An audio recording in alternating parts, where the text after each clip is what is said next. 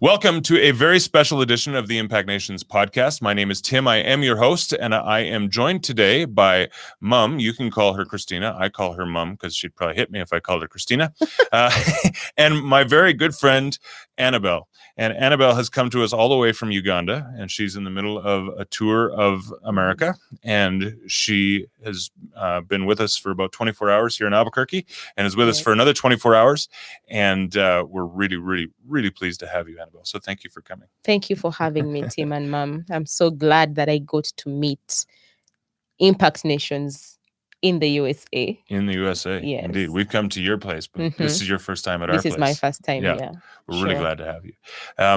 Annabelle, for those who don't know, is a bit of a hero around here. And I was just telling her that a few minutes ago. If you've been hanging around Impact Nations for any time, you know that Annabelle and her ministry, the Remnant Generation, are really a key component of our work in Uganda.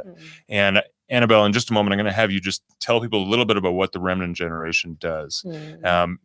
If you go to impactnations.com and look at a variety of projects there, you are going to see a number of things that we're doing in partnership with the Remnant Generation. And when you hear us talking about the Remnant Generation, Annabelle is the founder. Are you president? Like king, queen of? You can't be a king. That's not right. You can get all the complicated titles. Yeah, but I'm just a humble servant of God. That's what it is. But you make it happen. Yeah. And you've got an amazing, capable team. We were talking about that over lunch yesterday about how awesome it is that you can kind of leave things behind and know that everything's going smooth. But ultimately, you are the one who carries the vision, founded this thing, and continue to move it forward into the vision the Lord's given you. So why don't you, just for our listeners who maybe are new to Impact Nations, new to the Remnant Generation, could you just tell them a little bit about the Remnant Generation, what you guys do, what your vision is? Yeah. Thank you, Tim. The Remnant Generation, first of all, the word remnant means survivor. So many times people want to ask, the Remnant Generation, that's like a weird name to give a ministry.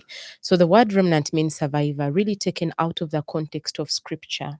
With Isaiah 61, just, the spirit of the prophet Isaiah just bringing out a very powerful component of what God's heart is for the broken and abused. And I say, the Spirit of the Lord is upon me, for he has anointed me to preach good news to the poor and to heal the brokenhearted, to proclaim the year of the Lord's favor, and to just bring healing to those that have been through brokenness and restoration. So from that place in Isaiah 61, I found the Lord, when I read that scripture, it just kind of stepped out of the Bible and became flesh for me. And when I continued to read through the entire scriptures, in the Bible, I realized that every time God made a promise of restoration, every time God made a promise of, reestablishing a nation, rebuilding people, giving hope, giving beautiful ashes, he was speaking of a remnant, a remnant people. There is a group called the remnants. And when you read through in the entire, many places in the Old Testament, in 2 Kings, in the books of Joshua, God kept on talking about remnants. And I realized that in every generation, there is a remnant generation. There are people that survive.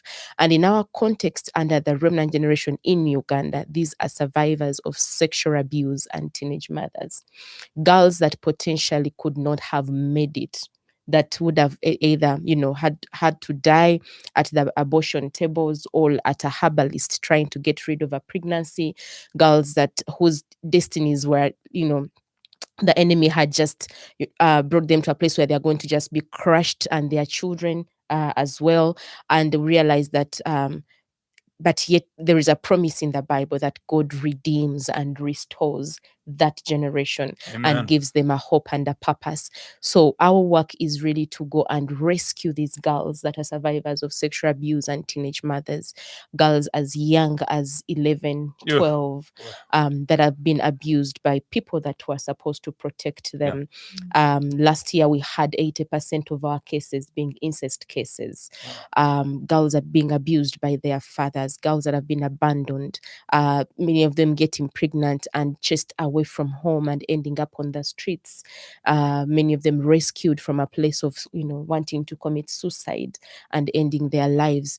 And, God has given us, has called us to rescue these girls. We provide a safe space for them. We have what we call the princess shelters, where we work to restore hope and bring healing and enable these girls to basically realize who they really are in God, and as opposed to what the world has said that they are. In Africa, in many places, when a girl gets pregnant, or when you have suffered abuse, that's like a right of, for a lifetime of failure. You are sentenced to a lifetime of failure. You lose school opportunities, you lose family connections, you cannot even fit in church because you are the worst sinner ever. So our restoration program really looks at seeing how we bring these girls back, be restored to themselves first of all, and their identity in Christ, and then restored to family. Bridging, those broken, bringing a rebridge basically of broken relationships between girls and their families, and where possible to reunite and resettle these girls with family, and where it's not possible, to help these young mothers start a life with their baby as a family unit. Yes. And then while we are doing that, a big component of that as well is repurposing, where we work to enable these girls realize that out of pain there is purpose. They can still dream. They can use their pain and the unfortunate circumstances of their lives as a springboard, to become everything that God has created them to be, to use their testimony, to use their pain and tears as a stepping stone to reach greater heights. So we have a school of purpose, which wouldn't have been without Impact Nations.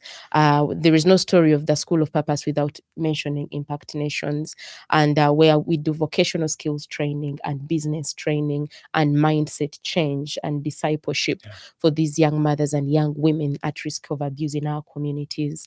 And at the end of that journey, which is usually 3 to 9 months, these girls graduate and are able to either get into employment or start small businesses. And at the end of the day, we want to see that girls are not just surviving, but they are thriving. So from rescue, restoration, repurposing, at the end of the road, our goal is to see every girl and their child thriving in a safe and loving family. Amen. Amen. I love it. I've got loads of questions, and folks, if you're watching online, we've got the YouTube comments in front of us here. So if you have a question for Annabelle or for Mum or I, feel free to type that in, and we would love to interact with you in that way too. Here's one question, just in terms of your history. How long ago did you guys start, and what's changed in that time? Like when you started with this vision of we've got to rescue these girls who are suffering from this abuse, incest, teenage pregnancy, things like that. When you started, what did it look like, and what does it look like now? How long ago was that, by the way? Really, the vision or the idea of rescuing girls for me started when I was rescued myself. I'm a survivor of sexual abuse and child marriage. And really, this ministry comes from a place of my personal life experience and pain that I have, been blessed that the Lord has taken that and made something beautiful out of and given me purpose to live for. So from when I was a child, my prayer was like, Lord, if you give me a second chance to life, I would love to do the same for other girls. Wow. I was supposed to die, Tim. I was going to commit suicide when I was in senior 3 because I felt I carried the world's heaviest loads on my shoulders. I kept on wondering, why me? Why I had to be a child coming from a very broken home and carrying just so much pain and having to be abused and not talk about it, and having to not have the opportunity to just live a normal life like any other children, and having to care for my siblings at a young age, and having to be a house help and work in people's gardens. Like, kind of, it just felt like the whole weight of the world, was carried on my shoulders, and I was ready to take my life. And the night that I was supposed to die is the night that I gave my life to Christ. Wow. because God moved one woman that I respected, honor so much, who was a teacher, my school teacher, who sent for me and, and said the Holy Spirit told her to send for me and just to ask me, how are you? How are you? So I showed up to her room and she asked me, how are you and how are you doing? And I didn't want to tell her, and she kept on insisting, that you can talk to me. What is it that is bothering you? And that is the first time I got to just open this box of anger and resentment and bitterness. And I got to share with her everything that I've been through and the fact that I wanted to take my life. And that night is when she led me to the Lord, and she's prophesied many things. But one thing that I really remember, I'll never forget, is like, she said, God is going to use you mightily to redeem generations. And I didn't know what that meant. But from that moment, God has been so intentional. He led me on to a journey reaching girls. I started going every holiday to, to communities in the villages. There's a community back home called the Antonde. That's where we really started. Started going out to, to just do outreaches, because I heard that this is a community where it was just like the order of that day. Men will find girls on the road going to the well and just, kidnap them and rape them, and the following day they show up at the parents' home with maybe 2 bottles of beer, and it's okay for them to take these girls as their wives. So started from there, really just going and doing outreaches and mobilizing friends to get clothes, to get shoes, like to do get sanitary pads for girls, and just listening to girls. And the more we did these outreaches, the more we went down into rural areas, into communities, into schools, and listening to stories of girls. I realized we just couldn't leave it at that and just meet them there and speak hope by mere word, by lip service. I learned that whenever Jesus was preaching to the hungry, he gave them food. When he went to those that were in prison, he set them free. When he went to the oppressed, to that people were oppressed by demons, he had to bring deliverance. He just didn't speak about how great he was and how God loves them, and then walks away and leaves them in the real situation. So real transformation comes in when we step right into where there is need and bring about change and be the hands and feet of Jesus to the hurting. So that is what really, that is how the Remnant Generation started then. I'm going to interrupt you real quick because I want to just touch on something that you have just beautifully described. You just beautifully described the mission of Impact Nations, which is to rescue lives through both practical and supernatural demonstrations of the kingdom. And people sometimes ask me, how do you guys find your partners? How do you decide who you're going to partner with? And what we're listening for, folks, is what you just heard. We're listening for that heart of, we can't just preach the gospel, we must demonstrate the gospel, but also we can't just do good deeds, we've got to accompany it with the power of the kingdom. Yes. And so when I hear you share that, for me, it's just it resonates so much of like, man, this is why we're brother and sister. This is why we fight all the time. Yes, exactly. But this is why we're having so much fun building the kingdom together, because we're seeing the kingdom come in power and transforming lives through both practical and supernatural demonstrations. So sorry, that was just an interruption, but I think it's what you just said is so helpful for people to understand why we partner with folks like you. Yeah, thank you, Tim. And just to build a little, one more block to that. I was driving with Mom this morning, and sorry if I'm preempting that, Mom, but one of the things that we've realized, that when you are going to, change the narrative and bring transformation into communities, into societies, it is great to talk about it, but it's not enough.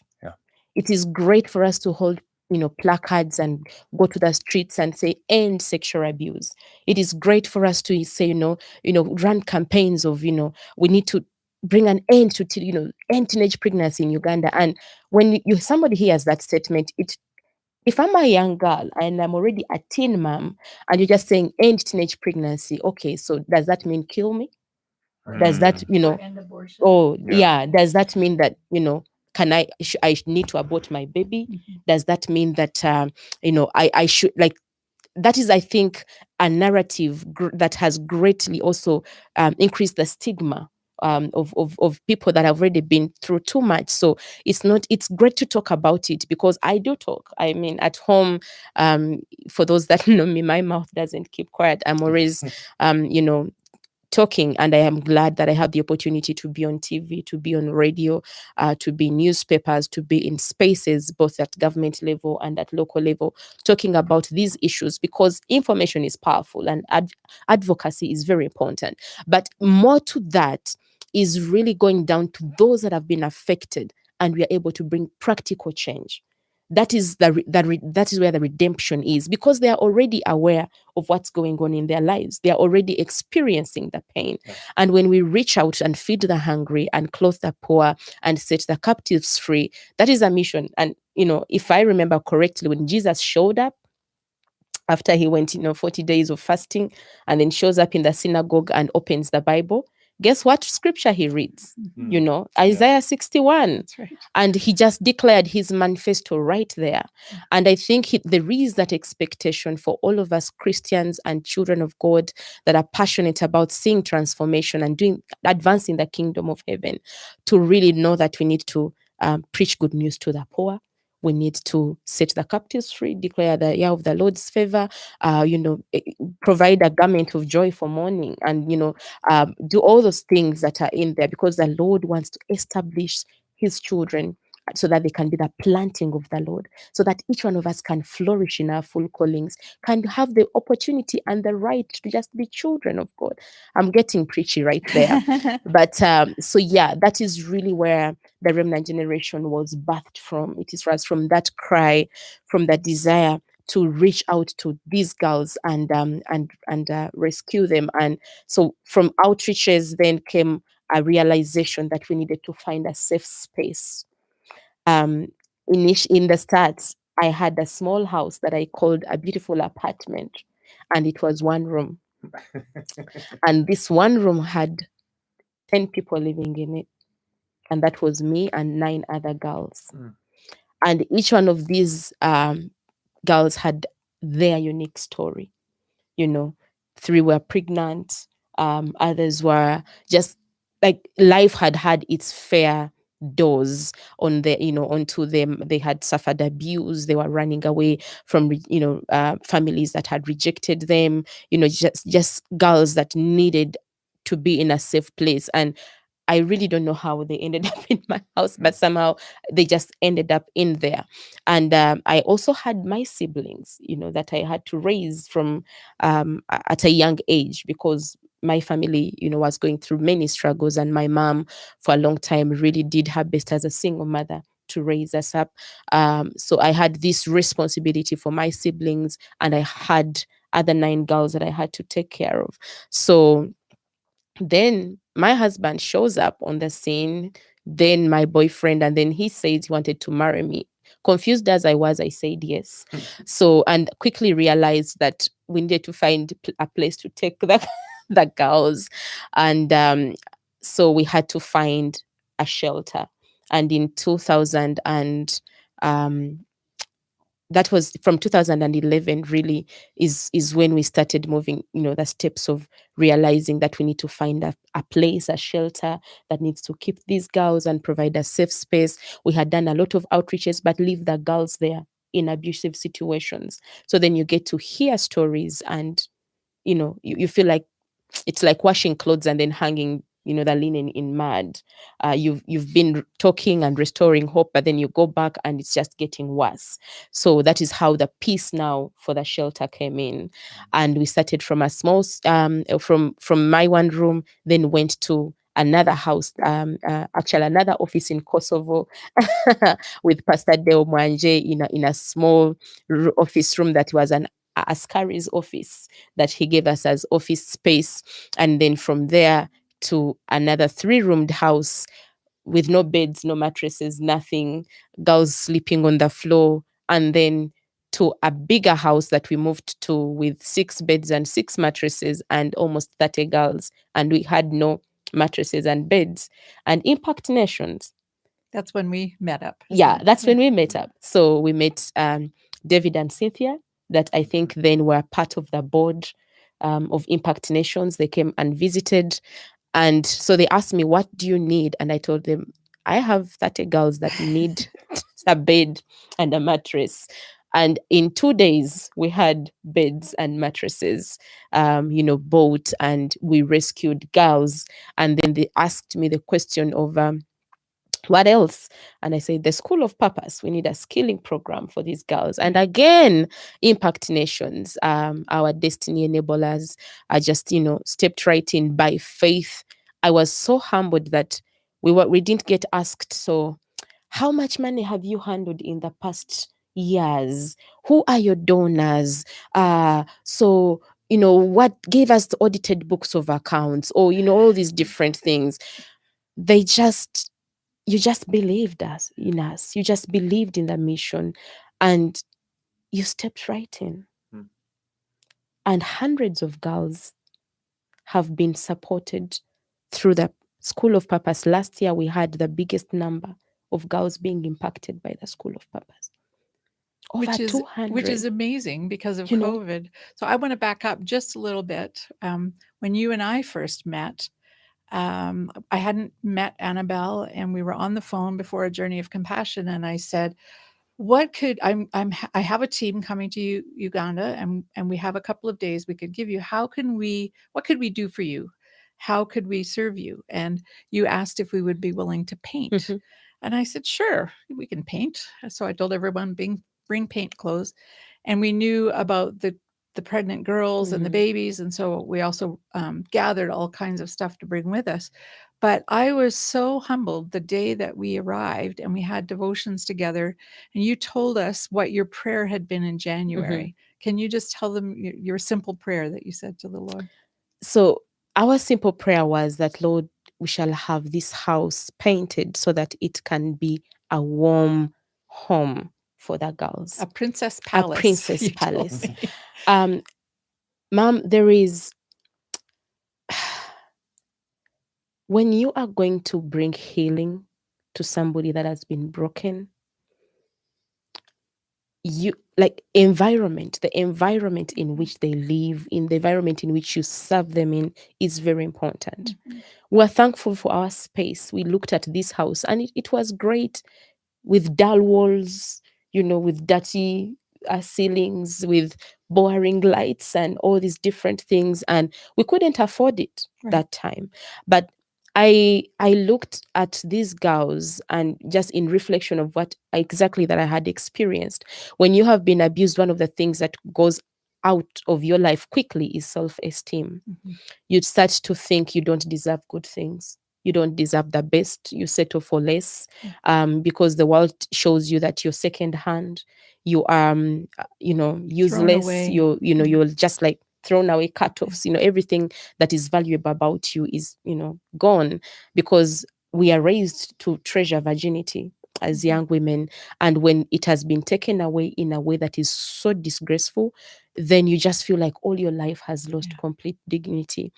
Now, a healing environment is one that is also it needs to be beautiful and healing for girls to realize, I can actually wake up. There is this bright wall. I can wake up and I can dream. I can have good things. I can, sometimes we've seen people, and to no offense, maybe they also cannot afford it. But when you're doing charity and you're helping somebody and you want to leave them in very poor environments, and that does not help with healing and mindset change. So our prayer was that, Lord, you enable us, create as a princess palace for these girls, so that the walls can be brighter. They can look at some butterflies. They know that I can have a clean bed. I can have my own bed. It's a big deal to have your own bed. Yes, because we share. Our kids get to share beds a lot. So, but I can have my own bed, my own blankets. And yes, they have come from the worst of situations, but it's okay for them to have the good things, because God desires that for us. It's beauty for ashes. That's all part of it. Exactly. So one of the reasons I wanted her to share that story is to encourage you, you might be in a situation where you feel like you don't deserve, and where you don't dare to pray a prayer as simple as, could we have paint for a princess palace? And I was in a situation of just simply saying, what can we do? I had no idea. This was like a major prayer initiative that year with your staff. Yeah. And so one of the delightful things that we get to be all the time is an answer to someone's prayer. And we're having way too much fun. And to be honest, we didn't expect you would say yes, because it was like, well, Impact Nations painting, like it looked like, completely out of right. the But the other parameters. part of Beauty for Ashes has Yeah. been the inner healing part. And that's been part of my joy, is to come and minister to the girls and the staff, but then also train and impart to the staff so that they now have the tools. How big is your staff? 25. Oh my goodness. Whoa. I'm going to pass it back to you, Tim. I'm sure you have. That caught me by surprise. That's amazing. So Yeah. a few minutes ago, you told us you started with a one-bedroom apartment with how many people sleeping on the floor in there? 10 people sleeping in a one-bedroom apartment, and now you have in a one room apartment. Yeah. And now you have this amazing home, and you've got a staff of 25. You're doing outreach in multiple communities now, I know. So I want to talk about that in a minute, but I'm going to pause for a commercial, if you will. I'm sure you'll permit me. I have no choice. No, you don't. This is my show, so I'm in charge. You're the boss. No, this is a commercial for you, actually, really. Listeners would know, they've heard us advertising for this for a couple of weeks now. We're in the middle of a campaign called From Survive to Thrive. It was named that for a reason. You heard Annabelle earlier using that very language, actually. The idea is not just that we help these girls and their unborn babies survive. And you talked about the threat to their life could be, what we call here back alley abortions, unsafe abortion practices, or it could just be very poor access to healthcare. They don't have access to the doctors and nurses and prenatal care that they need. But it's more than just helping them survive, but it is then leading them into a new life where they're thriving. And so in this month until May 23rd, we are doing the From Survive to Thrive campaign, where we are looking to raise enough funds to rescue 100 pregnant teens. These funds are used to pay for anything from prenatal vitamins to prenatal doctor's visits with a midwife or a nurse or doctor, to pay for the labor and delivery costs at the hospital. And then the nursery costs at the end, even a little package for the baby with some clothing and diapers and things like that. So it costs, we've figured out in American dollars, it costs roughly $450 on average. Of course, it varies from case to case, but on average, about $450 for an entire pregnancy. That's actually an incredible price. But the idea is to help these girls get through this phase. And of course, accompanied with all of that is all of this amazing support that you guys are providing in the home or in the community. And this is one of the changes now. Not only are you helping girls in the shelter, but you've also are working with local hospitals. You guys have now got basically safe spaces set up in the hospital where girls from the community can come have a safe place where they're not being scorned for being a teenager who's pregnant. And you guys are, again, working with them, counseling them, praying with them. You're using a lot of the material that Mom has brought and taught you guys in terms of how to counsel people through the trauma of this. And so anyway, the part that we can play at Impact Nations right now in this month is to contribute to the Survive to Thrive campaign. So if you'd like to learn more about that, just head to impactnations.com/thrive. You can give there. I know many of the people who are watching here today have already given. Thank you so much. I am very happy to report that we're pretty much I think we're about 3/4 of the way to our budget. So we're trying to raise $20,000, which, by the way, is being matched right now until that's why I say until May 23rd. There's matching dollars, so every time you give, it's doubled. So our goal of $20,000, we're already at $15,000 out of that $20,000 that has been raised. Thank you for all who have given. If you haven't had a chance yet, it's not too late. Please head there today, impactnations.com/thrive, and give. And those funds go straight to the Remnant Generation. And by the way, you said, hey, we didn't go looking for your audited books and all those things when we started our relationship about 4.5 years ago or so. But we do scale things like so Yeah. you talked about that initial project Mhm. was, hey, how can we help? We see you Mhm. have a need here. What can we do? And you said, we need beds and bedding and stuff like that. So we started small. That was a relatively small project. You guys knocked it out of the park. You did exactly what you said you'd do. You showed us the receipts. You showed us photos of what you guys were doing there, and that built trust. And so as we work with partners, we do our best not to lay onerous things on our partners that would actually keep them from doing the work that needs to be done. But at the same time, we start small and scale up so we can build trust and know that you guys are doing what you say you're going to do.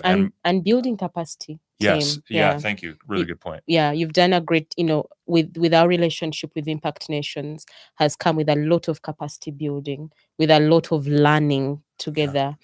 Through Impact Nations, we got introduced to the alternative business model, and that was not just a blessing to the girls but also to us as a ministry. Then realized we needed to have budgets and have proper planning and stuff like that, and just going back and forth with Tim, because I get the opportunity to work with him a lot, and I get to receive all the hard questions and the knocks, and that has come and helped us really. You've helped me a lot with critical thinking as a leader, and I'm so glad that there is opportunity for us to grow with Impact Nations as partners, and to get better, not just at what we do for the people we serve, but also in the health of the ministry, in terms of management, in terms of critical thinking, in terms of thinking through the details of every program that we are doing, and that has really been a big blessing. Yeah, it's been hard, but worth it. Things worth doing are often hard, but definitely worth doing. And the fruit of that has been incredible. Great. And that's one of the reasons why I wanted to ask about where you guys started, because now you said you had how many graduates last year from the School of Purpose? Over 200. Over 200. And how many are you expecting this year? 445. That's Doubled. amazing. Yeah. And you guys did that during COVID. So here, I want to talk a little bit about that. And just a shout out to those who are watching and listening. Randeep, I see, is on there. Chigusa's there. Debbie, Cindy, Crazy Love. Hey, guys, it's awesome to see you, Cindy. It's just a joy to have you guys joining us. And I know you guys are huge champions of what Annabelle is doing and are praying for her regularly and things like that. So could you tell us a little bit about how you pulled off such growth in the midst of a worldwide pandemic? So schools were closed and children were at home, and everyone was supposed to be under lockdown apart from Remnant Generation. We're getting all these phone calls of girls that are being abused, girls being found in drainage, spaces, raped and becoming unconscious, and most of the social services in Uganda we are closed. Organizations, many of them closed down because of funding. Like the COVID scare just hit the world no one was ready for it. So many people were pulling out finances, and you're like, okay, we're halting that project. And so there was just too much risk, and the rate of abuse. The report recently that came out, verified statistics by police, 14,000 cases of defilement, and rape in Uganda. Yeah. And we realized that the children were more at risk being at home, and that shouldn't be even expected, but that is what happened. A few weeks ago, we had a headline: 200 children defiled by their own fathers, and then these girls, many of them ended up getting pregnant.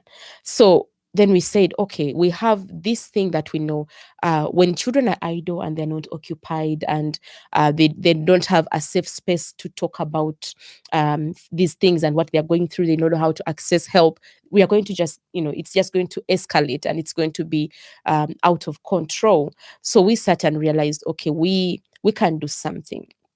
Government opened up a little, I think after 2 months, and they were allowing gatherings of 20, a maximum of 20 people. And we went ahead and asked for permission from the RDC in our area, which is Lubaga Division. And we asked for permission to meet girls from the communities in simple groups, because we could not bring them to the shelter. Our School of Purpose initially has always been at the shelter. And now, because of COVID, we couldn't bring people from outside. And we said, okay, so let's go and get permission and get permission for our staff and permission for small gatherings to just get these girls sit somewhere. So we got interesting spaces. School, churches were closed, so no one was coming to church, and there was empty space in church. So we went out and asked for church space. We asked for school space. We asked for local leaders that had big compounds and, big verandas, so that we do not transfer COVID from one community to another. Yeah. And then just made sure that we had too much sanitizer, face shields, and masks for the safety of our staff, and went out and said, well, we need to have. We ran an awareness campaign so that girls and other children, even boys, got really abused during COVID lockdown. But then realized we use that opportunity to have printed material for them to have numbers they can call, to know how to access help when they know that they are experiencing abuse, so that they are not dying inside the houses. That also came with identifying families that were really, really struggling to feed and eat during that season. And by the children coming together, these girls coming together from the communities, young mothers that were now had lost business. They were not able to work, they were not able to feed their families. Many fathers that were responsible for babies left, walked away, and abandoned families. So with this opportunity for us to have now the skilling taken to the communities at specific reception centers with schools and churches and local leaders compounds, we were able to just gather 10 to 15. Some groups had 20, other groups had 15 students all together, and we were teaching them making liquid soap, and everyone was washing hands. Everyone was washing hands. There was a huge need for soap. Yeah. So that really, really worked well. Like, Brilliant. families, mothers were learning together with their, daughters, and they started making soap and supplying. Every home had to have soap, and bar soap is expensive. So liquid soap was a great alternative. So there was making soap. They learned how to make reusable sanitary pads, which was a huge need during that time. Even still is reusable sanitary pads. And exciting about that is that we had a report from Liantonde where girls were, struggling to get access sanitary towels, and they was just going in to sleep with men so that they cannot go into periods. Oh. So when we received this report from our staff team in Liantonde, the girls that were at the skilling centers in Kampala came up with a project that they called Sister Love, and they made 400 reusable sanitary pads, 400 packs. And in every pack, they put, I think there were five pieces of reusable shields, and then they put in the different layers, and then they wrote a note to the girls, in India, and telling them, dear sister, you can do this. We are with you. We are standing with you. And we got to deliver those in the Antonde and distribute to the most vulnerable. So we ran down to the communities where we know for sure that these girls were being affected and they didn't have access to these sanitary towels, and we gave them out. And interestingly, we were giving them out to girls, and even the mothers needed them. Yeah. They didn't have what to use. So, and then during that season as well, we realized that so many girls were not going to be able, to go back to school because of parents had lost sources of income. It meant many of them were not going to afford to go back to school. There was a lot of uncertainty of when schools will reopen and all those different things. And this opportunity for us to do community-based skilling opened our eyes to the potential that can happen in terms of community transformation. We're able to talk to the leaders, we're able to engage the parents on issues of child protection and safeguarding, we're able to reach more girls, teenage mothers, identifying them in vulnerable situations. We're able to walk alongside families that were struggling to feed their children during the COVID lockdown. And still, this was made possible with support from Impact Nations. And who was doing all the teaching? You had the alumni. You had all these groups out in the community, and you don't have enough staff to do all the teaching. Mm-hmm. So who was going out and teaching? Our alumni. Thank you, ma'am. I almost missed that part. So remember, when businesses shut down, we had graduated girls over the years that were really, had been established and doing greatly. Some had started sewing projects and they were already, making money. Others had gone into that events businesses. They were doing weddings. They are cooking at big, events and decorating in hotels. Now, all of a sudden, They everything all stopped. shut down Yeah. and they lost employment. There were no events to decorate. No one was buying new clothes, definitely. So no one was taking their materials to be sold. Mhm. And but these girls had gone through the school of purpose and had learned skills, and they had the responsibility to care for their families. They had young babies to feed. Many of them were like the sole breadwinners now for their homes, with other siblings to take care of, and realized that, well, this could be a great opportunity for them to come and become trainers and train other girls and earn an income. So we'd really put in a pay for them to come and do that training, and they now were part of helping other girls go through a hard time, and that also meant an opportunity for them to earn an income. Awesome. Yeah. One of the things that you mentioned was this beautiful project that this is the first I've heard about it, about them sewing the 400 Yeah. packs. So when girls have their period, when women have their period in Africa, it's very difficult because they can't afford sanitary supplies. And so they often either drop out of school or, as you said, choose to go down a path that's rough. It's hard for us to understand the culture of defilement and abuse and rape and then abandonment. So a girl might not even know about sexual intercourse, and then she finds herself pregnant. She doesn't know what's happening, and her mother doesn't know that there's been the incest, and then she kicks her out on the street.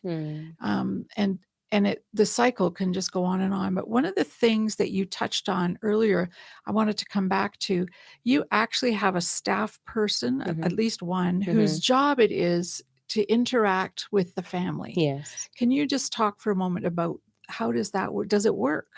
Can you change that mindset?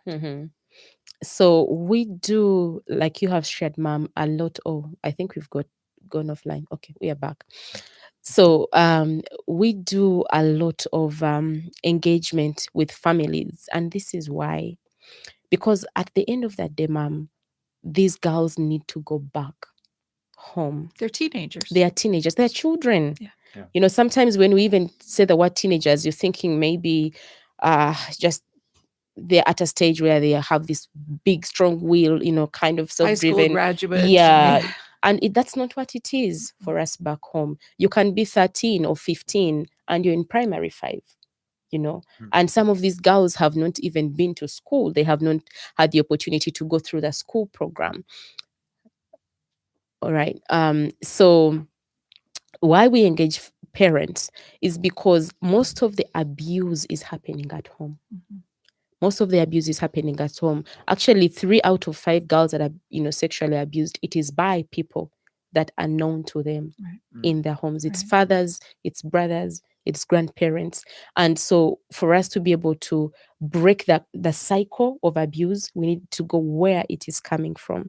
And I believe that, there is a reason why God identifies himself to us as Father, and he calls us children, because I think he really values family. And for us to be able to have most of these evils that we see in the world today are as a result of brokenness at family level. So we go down to engage these parents, and sometimes it's hard.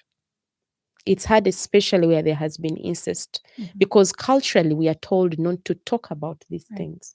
You don't talk about it. We have seen girls reporting to police about their fathers abusing them, and the mothers defend, their husbands. Why? They want to keep their marriage. They want to protect their, dignity.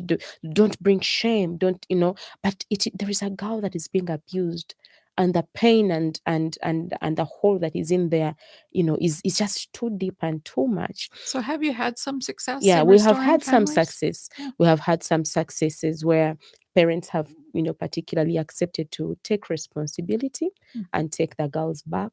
We have had some mothers be brave enough to see their husbands being taken to jail and take their daughters home.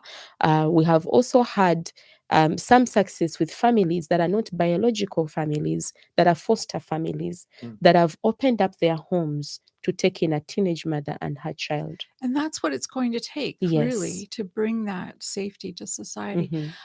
And I've talked about that here in North America. You were telling me that you're going to St. Louis Mhm. and going to be addressing some of those issues. Even in North America, we have these issues of, it's all very well to be anti-abortion, but these people, these women, whether they're teenagers or older, they need safe homes. They need emotional support. They need financial support. And you were telling me in St. Louis, you're going to have an opportunity to share with a group there. I want to circle back to one more thing. You told me yesterday that there were not even laws. So someone takes someone to the jail and wants them dealt with because of the injustice, but there were not laws on your books that would back this up. But things are changing. Yes. Can you share about that? Yes. So for a long time, we have struggled with access to justice, and I think, perhaps many of us are familiar with the phrase that justice delayed is justice denied. And when people do things and there is no consequences to them, They'll do it again. yeah, they do it again, because what you reward is what thrives, So if we are, I for a long time there has been a lot of failure to have cases concluded and sentences passed. Many abusers have had the opportunity to corrupt them, pay themselves out. Yeah, they pay themselves out of the crime, and at the end of the day, it is the girl who is carrying the pain, the pregnancy, and the shame, and and now being victimized for reporting and having to worry for her life when the abuser is walking freely. So for a long time we've been praying and adding our voice and being intentional on pushing for the passing of the sexual offenders bill, because we knew that this was very important for justice for survivors of sexual abuse, and not just girls, but in general, because sexual abuse can happen to anyone at any time. So recently, our parliament passed the bill, the sexual offenders bill. Though of course there has been lots. It is broad. It covers marriage aspects. It covers gender-based violence. It covers many things at different levels. So we are still, and the parliament realized that they needed to have this passed. And at another level, we also had an engagement with Kampala Capital City Authority. For a long time, our city, authority was not recognizing the need to have policies, to have intentional activities towards addressing issues of sexual abuse and teenage pregnancy in the city, because vulnerability in the city is very disguised. You're seeing people driving, you're seeing buildings, yet behind those buildings in the slums, when you go down to the brothels, when you go down, there is a lot of commercial sex exploitation. There are young children that are being trafficked, brought into sex trade. I mean, a lot has been going on.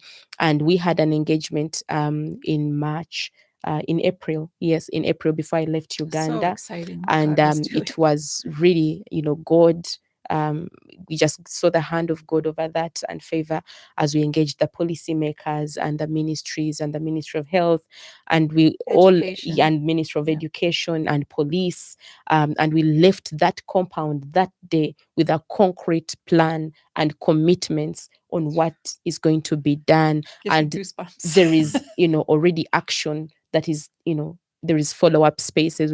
After that, we've had meetings. We are pushing for the safe motherhood idea that you've been mentioning, that we started with one hospital and realized that it is working. It is possible to have this rollout in all government hospitals if there is, government takes it up, and Ministry of Health picked this, and they are now, pushing for every government facility. And you're referencing specifically this specific space for pregnant teens where they can come and not be ostracized, because that's a real problem. Exactly. Yeah. That is why girls they are not accessing maternal healthcare services and delivering babies at home and dying. We that day when we had that symposium, we got to learn that 17.4% of the maternal death that we get in Uganda and that is 18 women dying every day from as a Oh. result of childbirth are teenage mothers. Yeah. 17.4%. You know, and so and it was just, I mean, it doesn't need to take rocket science for us to realize that we needed to do something. And I'm glad that, you know, with the amazing team at home, that our health team has really been pushing for this and on the front lines to see that we are getting this concept rolled out in different hospitals at government level. That's Yes. amazing. Yeah, you're seeing just such incredible favor in being invited to have a voice at the table with national leaders, really. Hey guys, I wanted to remind you, if you have questions for Annabelle, now's the time. We're probably going to go for another 10 minutes and then wrap up. So if you had a question on anything she said so far, or if there was something you wanted her to talk about, just write that in the chat, and we'll be sure to make sure we're discussing that.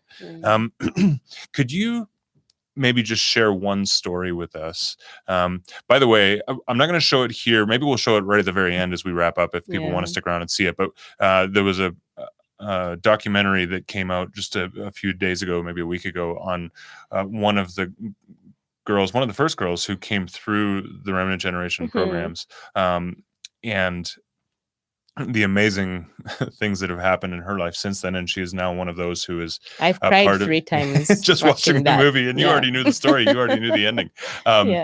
Maybe that's what we'll do, Isaiah. We'll at the end of this, as we wrap up, we can just play that for those who'd like to see it if you didn't get a chance. But a young woman named Robina, and just the incredible story of rescue, and she certainly is thriving now.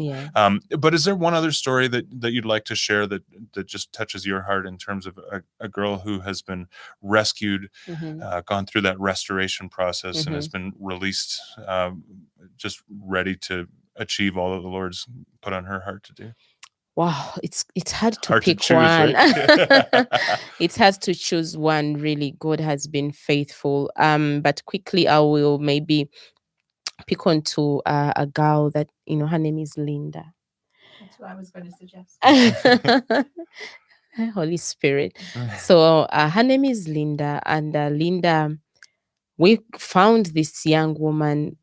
You know, she had experienced abuse and had been forced to have an abortion, and had gone through just a lot of brokenness, and had, you know, been gang raped and stayed at some point, had to live in the gutters, you know, just you know, that's where, because she was homeless. And when finally she got people that took her in, they expected her to work, you know, and be able to feed for herself, care for everything, and it was a struggle. She didn't have money. So one time she gets a boyfriend, and, you know, gets convinced that maybe we can start a life together, and things just didn't work out, definitely. And on her way one time, you know, to just find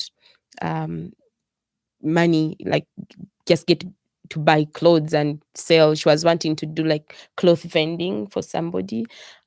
She gets beaten up and gang raped and all the money taken away. And so she comes to zero. I remember that I think that was the first time Mama Christina came to do the Arise Princess seminar, the healing program.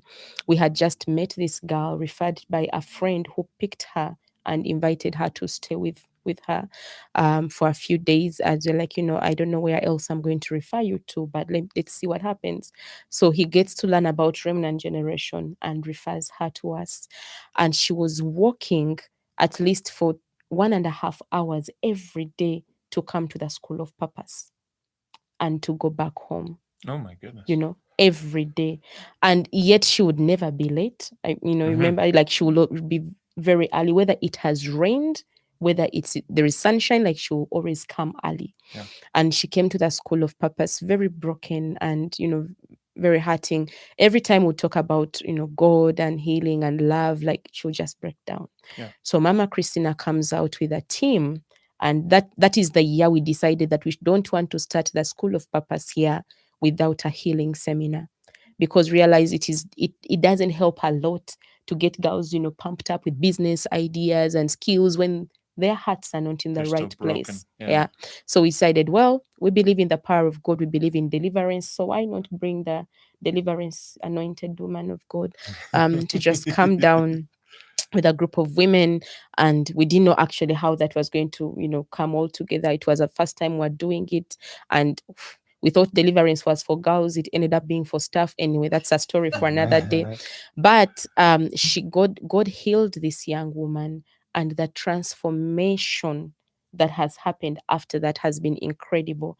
She went ahead and graduated as actually one of the best students for that year.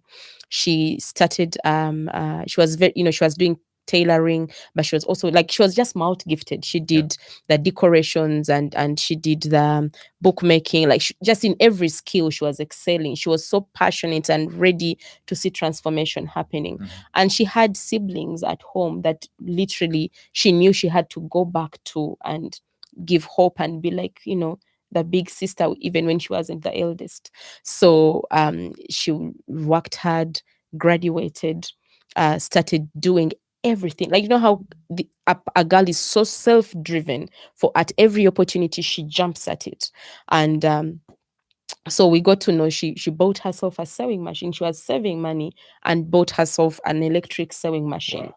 So, and then before we know it, she's like, Auntie, I want to start my workshop. So she finds a house, says, I know I need 3 months rent. I have 1 month's rent. Will you help me top up? So we topped up that for her. She paid 3 months of rent, had her electric sewing machine, shared a space with another colleague so that she could afford to pay, to keep it going. And then guess what? Finds other girls that want to learn tailoring and says, you come and I will show you how to perfect it, like an apprenticeship opportunity, and they have to pay for it. And then she started doing that. And joyful, yes. So now the second time, I think the second or third time that Mama Christina comes down with these ladies, with one of the places we take her to, and she didn't expect, she would take her to Linda's workshop. So I hadn't seen her since the inner healing seminar. And now I walk into this bright, cheerful, fabulous shop, and she's telling us all about her business, and we're taking photo. It was very exciting. Yes. And she now goes ahead and designs, like she's she's just so passionate. She goes ahead and designs family photo shoots. If you want to have a family photo shoot and you want to have matching outfits, so she just gets all these and just does that. There was graduation season for university students, and she went ahead and said, well, you want a graduation dress, I can make you an outstanding design. And she's just a go-getter. And she's one of the girls now that has led the girls business club for the tailoring, where they are now making mama kits, mama essentials. She comes down and with everything that she has to do, she comes down and provides training support to the girls at the center. Didn't she buy a house for her mom? She's renting. She's renting a house for the mother. Wow. She's been meeting lots of bills for her siblings and providing care and support. So when we step into work with a girl and rescue that one life, you never know the ripple effect that comes with that. But you can literally see what investment in rescuing lives, what the ministry that Impact Nations is doing. And sometimes you guys, we may send a few stories, we may send a few videos, but there are many things that are happening that you're not seeing. But I just wanted to say to all the partners of Impact Nations and to the president and the founders and right here, that you are literally rescuing lives in the full sense of the word, and not just those single lives that you get to read about, but generations. Because their children, their families, their communities are being transformed. And for that, we are eternally grateful. Amen. Amen. This is so good. So a quick question from Heather at Crazy Love. She's asking, how has COVID impacted your community and ministry, and what additional resources do you need as a result? You talked about how COVID actually provided an opportunity for multiplication, but I'm sure there has also been negative effects, things that have made life much more difficult for you guys. Can you just speak to that for a moment? Yeah. First of all, the prices have gone high for many things. So literally that affected our budget. Yeah. And we also lost some partners because of COVID. People like restructured and decided, they're either not going to continue Funding giving, partners. funding partners. So they're not going to continue giving, and which significantly also affected our expected support coming in from other partners, because we are blessed that Impact Nations does the skilling program and now the health part, but we need to feed the girls, we need to pay the staff, we have rent costs, we have clothing, we have all these other things that still need to happen. So that is one of the negative ways, like really COVID affected us greatly, and yet the numbers, the need just kept growing. And so we realized that we needed to recreate, like reimagine several aspects of our ministry, looking at how do we now collaborate with churches and work alongside already existing institutions to see that we are able to do more outreach, but also leverage on existing resources to be able to do more. But even when we go to the churches, of course, they have the space, they have the chairs, they have some people that are willing to join the team to provide counseling. But, it's going to take some form of financial resource for that to happen. And of course, the numbers have doubled of the girls that we are working with. We found ourselves, I was sharing Mama Christina yesterday, that it's necessary for us now to have another shelter, because now the shelter we have is very small and we cannot have all the girls coming in. Yet with the COVID pandemic, the rates of abuse increased and more girls need safe spaces. And in Uganda, we have very few organizations that have shelters like we do, so that we have had girls sleeping in hospitals longer than they need to, because we are still figuring out how to resettle them, especially in Liantonde, where they are far from Kampala, and yet they need to go back to hospital reviews. They need somebody to care for them. Their parents just walked away and left home, left the children. They never came back. So now we have to do family tracing. Some girls are living with HIV. They need specialized nutrition and ARVs. So it is all these things that came in, and the emotional trauma that comes with this work. Yeah, I know. Usually, I get Mom Christina to be the one that receives all my tears, but it's heavy. It's heavy when you're dealing with a lot of these stories every day. You don't get used to it. No, you can don't. imagine. Yeah. So, I mean, finances is the short answer, and prayer, lots of prayer. Yes. So we're with you guys. We're praying for you. Man, I wish we could just keep going and going, but we should probably stop. But this has been such a treat. Thank you so much. Thank you for having me. Impact Nations family, this is your family. Meet your sister. Yes. Annabelle, in the same way that you have several times today just said, we couldn't do it without Impact Nations. In the same way, Impact Nations wouldn't be what we are without you and your entire team at the Remnant Generation. And you need to know, and listeners know this, we're bragging on you guys all the time. We're cheering you on. We're praying for you. And we're so proud of the work you're doing. Thank you for carrying our heart to these young women who are going to thrive because of your intervention. That's the really big gospel. Amen. Folks, I wish we could just keep going, but we better stop. Thank you so much for joining us. For those who've been with us live, thank you so much. If you're listening on the podcast later, if you've got questions for myself or Annabelle about the programs, if you just write to podcast@impactnations.com, I'll be sure to be able to answer those or pass on any comments or questions to Annabelle as well. And hey, keep an eye out. We will eventually return to international travel when all of this crazy nightmare of COVID is over. And I would really encourage you, come join us in Uganda sometime and see the work that is being done. Meet Annabelle's team. They're just an incredible team of people who are loving on these girls every single day. And meet some of these young women that we're ministering to. Annabelle, thank you so much for being here. Folks, thanks for listening. Thanks for watching. We're going to leave you now with a video that I mentioned earlier. If you haven't seen it, stick around. This is Rubina.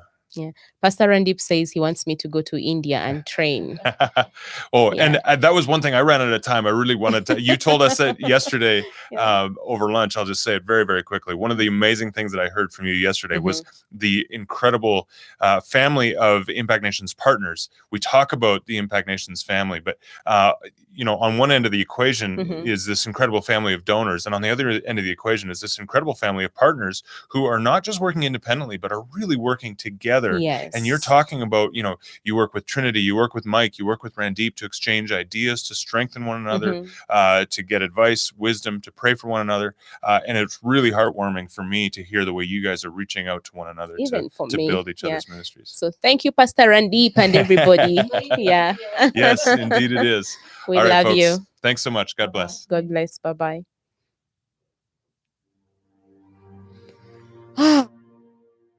Bulijjo njagala okubeera business lady era mpise wala okutuuka wano. Bwe nafuna olubuto buli kimu kyakyuka. Famire yange yankyawa, emikwano ne ginkyawa, n'omuntu gwe nali njagala naye nankyawa, nangoba y'omuntu eyasooka okungoba mu bulamu bwe. Nga kyensigalidde kudda ku street. Bwe nali ku street ebintu byali bizibu. Okulya kwali kuzibu. Era still tufuna miremu olunaku. Nsalawo ngende ku kayanja ka Kabaka nzyewo obulamu bwange. To drown myself. Nzyewo obulumi. Olunaku olwo lwe nagenda nenyimirira okumala essaawa. Nali nkyaliwo awo nga nkyayimiridde nga nkyakirowoozaako. Awo we bajjira buli omu n'ankwata n'anzigyawo. Abanzigyawo ne bantwala mu shelter. Ne banfunira ekyokwebaka, food, ampa medication, bantwala ku antenatal eyasooka nga te yali esembayo. Wayitawo just a few weeks and enzaala. Bwe namala okuzaala naye sisuubira nti waliwo ekintu ekirungi ekinaabaawo mu bulamu bwange. Naye sisuubira nti oba ndiddayo ku ssomero, nti ndiddamu n'enjagalwa. Naye sisuubira nti oba ndibeera ne families ezirinjagala. Bwe najja ku Remnant Generation, ebintu byakyuka. Ne bantwala ne mu school of purpose, netandika oyiga some skills.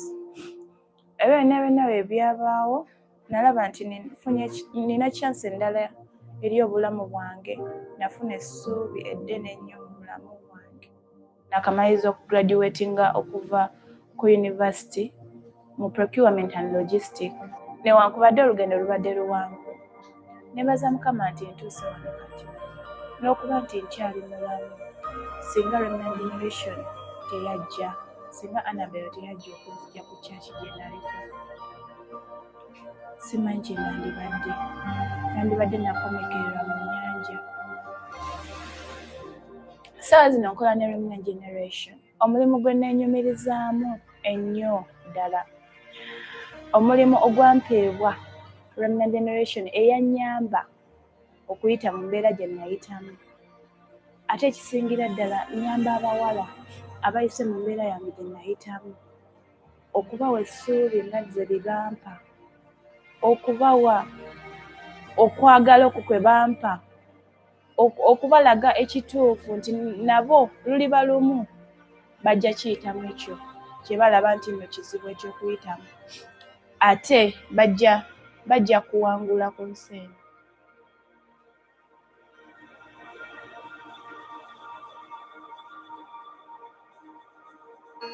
This year, Impact Nations is partnering with the Remnant Generation to rescue 100 girls just like Rubina.